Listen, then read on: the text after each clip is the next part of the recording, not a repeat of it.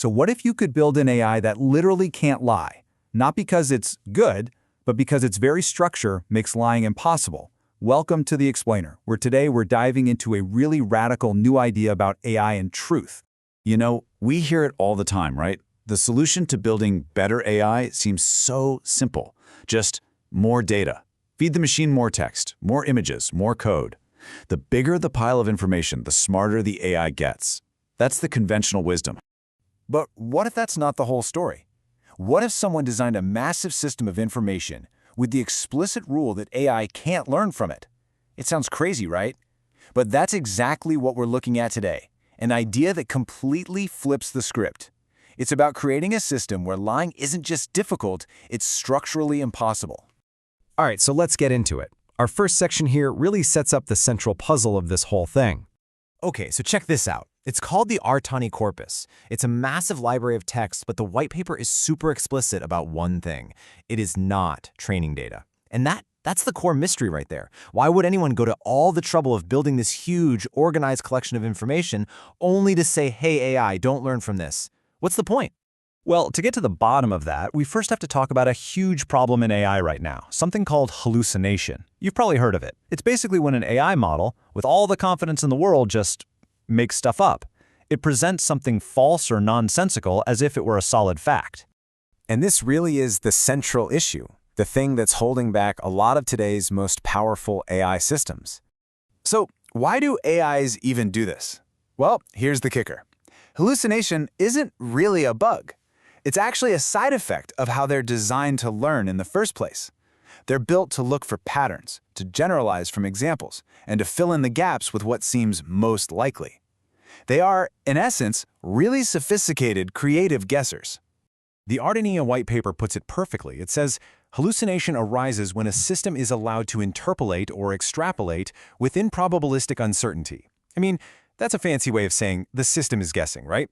When it hits a patch of uncertainty where it doesn't know the answer for sure, it just makes its best guess. And sometimes that guess is just plain wrong. That's the hallucination. Okay, so how on earth does ARTANI get around this problem? Well, instead of trying to make the AI a better guesser, they've done something much more radical. They've changed the rules of the game completely. And this analogy of a blueprint versus clay is just perfect. Think about it. Typical AI training data is like a giant lump of clay. You give it to the AI, and its job is to learn how to shape it, to inform new forms, to get creative.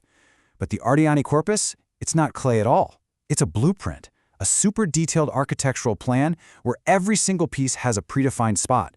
The goal isn't to create something new. It's to render the existing structure with absolute precision. There's literally zero room to improvise. So, how do they actually enforce this? Let's break down the rules of the blueprint, the things that lock meaning into place and make sure nothing can ever deviate. And these are not just suggestions, okay? They are ironclad architectural laws. First, meaning is predefined. Before any text even exists, the meaning is already locked down in things like art graphs. Second, there's no freedom. Every single piece is tied down and constrained by all the other pieces around it. Third, nothing stands alone. You can't just pull out one sentence and understand it. It only makes sense as part of the whole. And finally, it's all deterministic. It's not about what's likely to be true, it's about what must be true. No exceptions.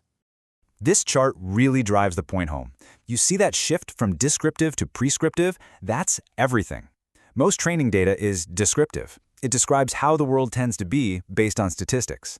But ARTANI is prescriptive. It's not describing a world, it is prescribing a very specific one with a strict set of rules that have to be followed. It's built on semantic contracts, not just statistical correlations. So what this all means is that the written text you actually see, it's just the tip of the iceberg. It's an output layer that's just rendering a much deeper, more complex structure that's hidden underneath. And because an AI can only see the text on the surface, it has no way of figuring out the underlying blueprint. And that's exactly why you can't use it for training. Okay, this next part is maybe the most brilliant and kind of counterintuitive part of this whole system. What happens if you try to break the blueprint? What if an AI tries to go off script? Well, as the paper says, any deviation breaks the system rather than producing a plausible alternative. Just think about that for a second. If an AI using this framework tries to guess or make something up, it doesn't just make a little error. It doesn't come up with a believable lie. No, it just collapses. The whole thing breaks down completely.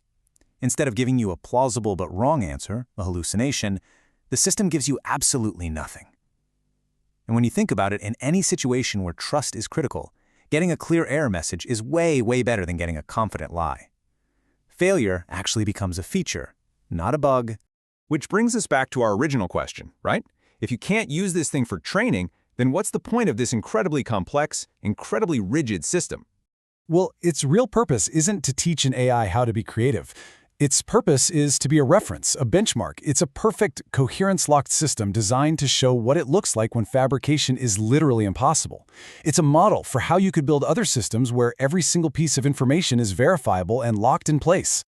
Basically, it's a yardstick, a benchmark for truth. It's a tool developers can use to test their own AI systems against. They can see how their models stack up against this perfect, hallucination-proof standard. And that's how you start building AI systems that we can actually trust. And all of this leaves us with a really fascinating question for the future of AI. Do we need more artists, or do we need more blueprints?